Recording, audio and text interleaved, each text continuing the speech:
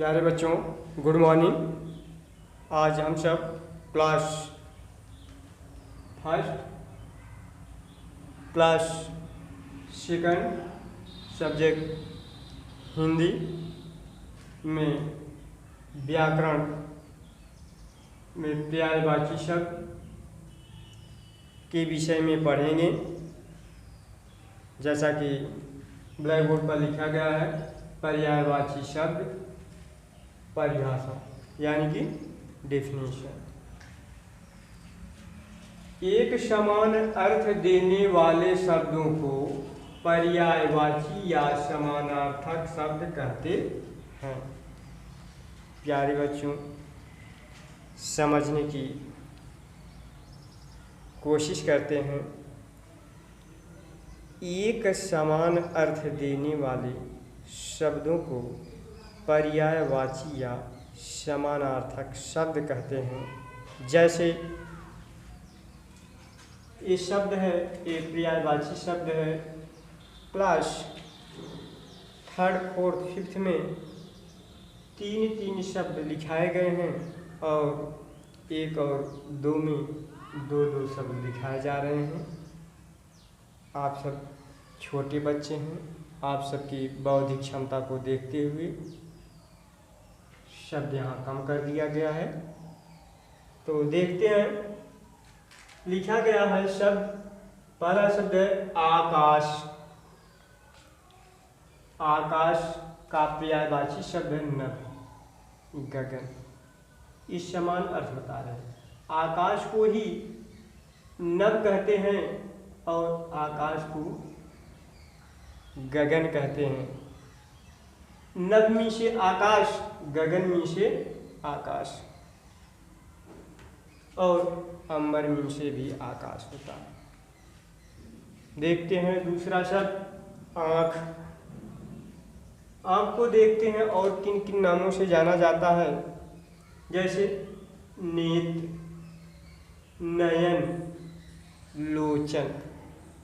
प्यारे बच्चों, आप सबको दो शब्द लिखाए जा रहे हैं।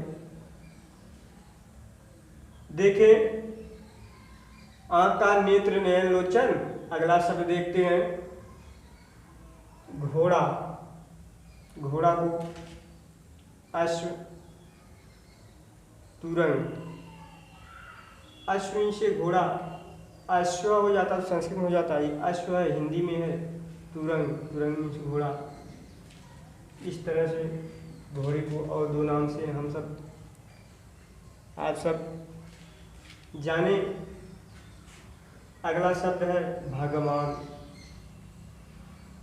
भगवान का पर्यायवाची शब्द यानी कि समानार्थक शब्द या कहीं समान अर्थ बताने वाले शब्द को देखें। ईश्वर, ईश्वर में से भगवान।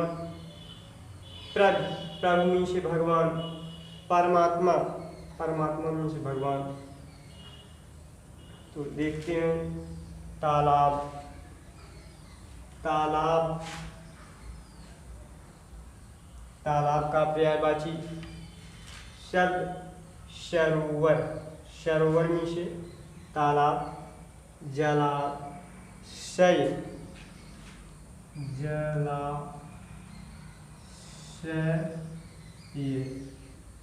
जलाशय में से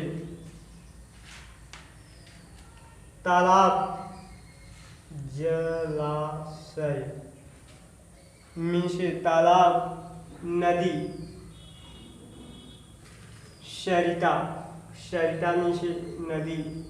तटनी में से नदी। अपगामी से नदी। लेकिन आपको यहाँ दो ही शब्द लिखना है। ये बड़े बच्चों को लिखा गया है तीन शब्द, और 6 से लेकर 8 तक 5 शब्द लिखाए जाते हैं।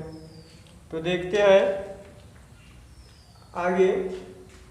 दूध। दूध को कहते हैं गोरस। गोरस में से दूध।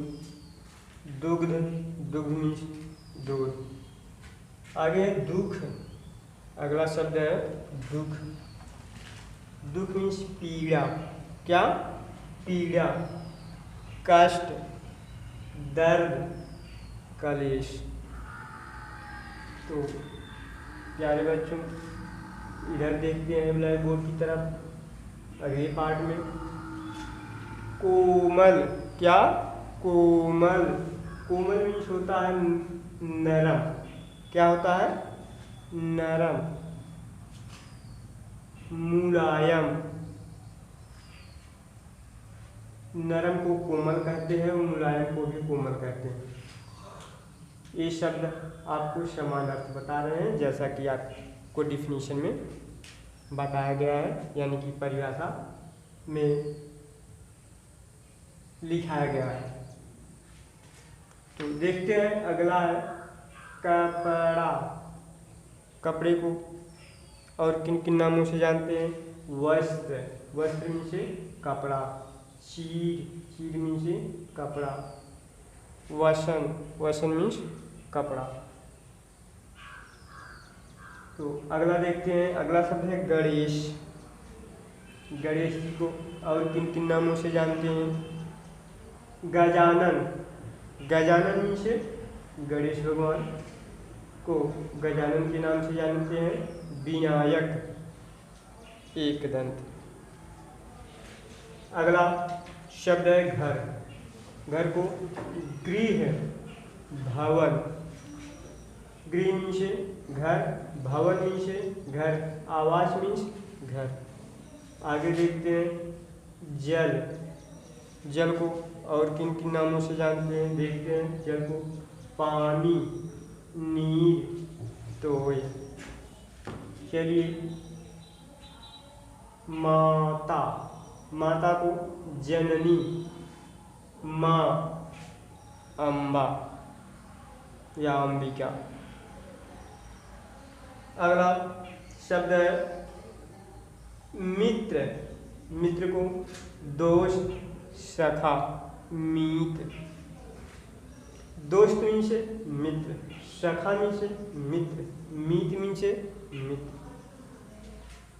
आगे देखते हैं फूल। क्या? फूल।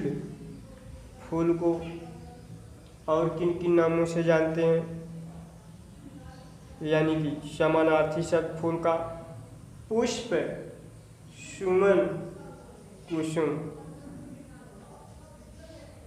यहाँ है अगला शब्द हवा। हवा को पवन, अनिल, समीर। तो प्यारे बच्चों, इन पर्यायवाची शब्दों को आप सब कॉपी पर नोट करके याद करेंगे और पर्यायवाची शब्द की परिभाषा यानी कि डिफिनीशन